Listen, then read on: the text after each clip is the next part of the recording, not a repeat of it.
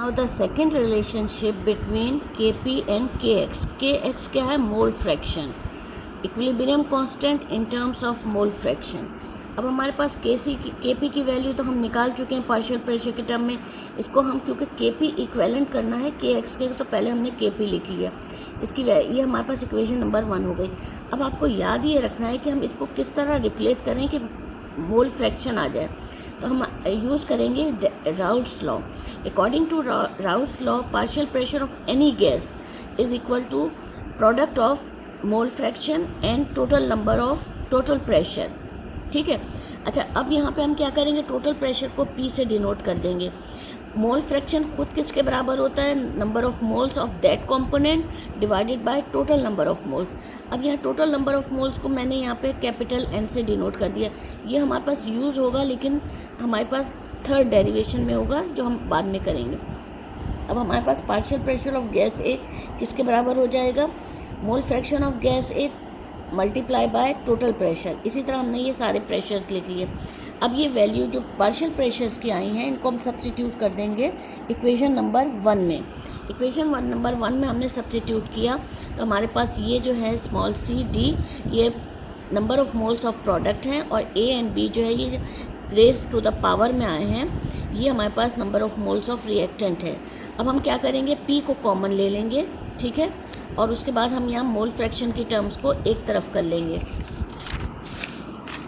यह हमने P को कॉमन ले लिया तो प्रोडक्ट ऑफ ये हमारे पास हो गया number of moles, sum of number of moles of product, और ये sum of number of moles of reactant.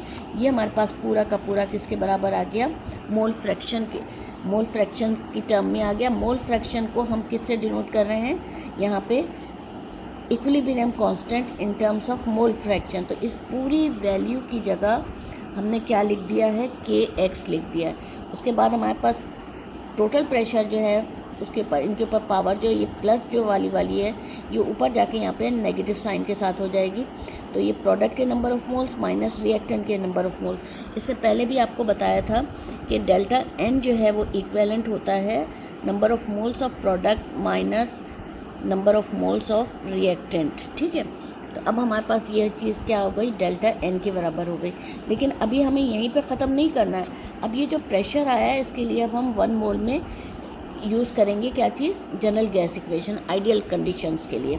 तो P V is equal to R T के बराबर हो जाएगा जब नंबर ऑफ मोल्स 1 होंगे. तो पी किसके बराबर हो जाएगा? R T over V. ये हम यहाँ पी की जगह सब्स्टिट्यूट कर देंगे तो हमारे पास ये के पी इक्वेलेंट हो जाएगा K X mole fraction equilibrium constant in terms of mole fraction R T upon V power delta N. ठीक है. अब यहाँ पे भी हमें कुछ कंडीशंस याद रखनी है. कंडीशंस इस तरह याद रखनी है कि जब भी हमारे पास प्रेशर जो है वो 1 एटमॉस्फेयर आएगा तो के पी इक्वेलेंट होगा के एक्स के. ठीक है. और डेल्टा एन जब भी 0 आएगा के पी किसके बराबर होगा? के एक्स के बराबर होगा.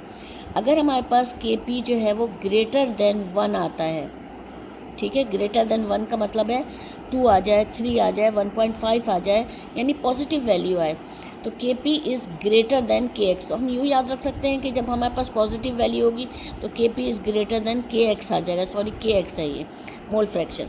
अगर डेल्टा एन की वैल्यू नेगेटिव होगी तो के पी इज़ लेस देन के एक्स. ठीक है. हर कंडीशन में जबकि डेल्टा एन 0 होगा हमारे पास के पी बराबर हो जाएगा के एक्स के. उसके बाद अगर हमारे पास प्रेशर लेस देन 1 है, लेस देन 1 का 1 है 0.5 है सपोज़, उस वक्त हमें क्या करना है? ये हमें देखना है कि उस वक्त हमारे पास के पी जो है वो क्या हो जाएगा? लेस देन के एक्स हो जाएगा. ठीक है. यहाँ लेस देन है तो यहाँ लेस देन ही लगा देंगे. और किस कंडीशन में भी हमारे पास के पी लेस देन के एक्स आएगा? जब डेल्टा एन की वैल्यू पॉजिटिव होगी. ये याद रखने वाली बात है, ज़रूरी नहीं है कि ये एग्ज़ाम में पूछ भी लें. तो आप बस ये थोड़ा सा याद रख लें ट्रिक समझ के. अच्छा, जब हमारे पास डेल्टा एन नेगेटिव होगा तो ये इसका हम इन्वर्स कर देंगे कि के पी इज़ ग्रेटर देन के एक्स हो जाएगा. हर कंडीशन में जबकि डेल्टा एन 0 होगा के P is equal to K x. अब ये हमें कैसे पता चलेगा के पी डेल्टा एन 0 हो? अगर मैं इसकी वैल्यू 0 कर देती हूँ तो ये हमारे पास आ जाएगा K P is equal to K X R T over N, इसकी वैल्यू 0. जब किसी चीज़ की पावर 0 हो जाती है वो 1 के बराबर हो जाता है, तो के पी इक्वेलेंट हो जाएगा के एक्स के। ये अब हमारे पास हो गई सेकेंड डेरिवेशन, जो कि पेज नंबर 2 से 3 तक है।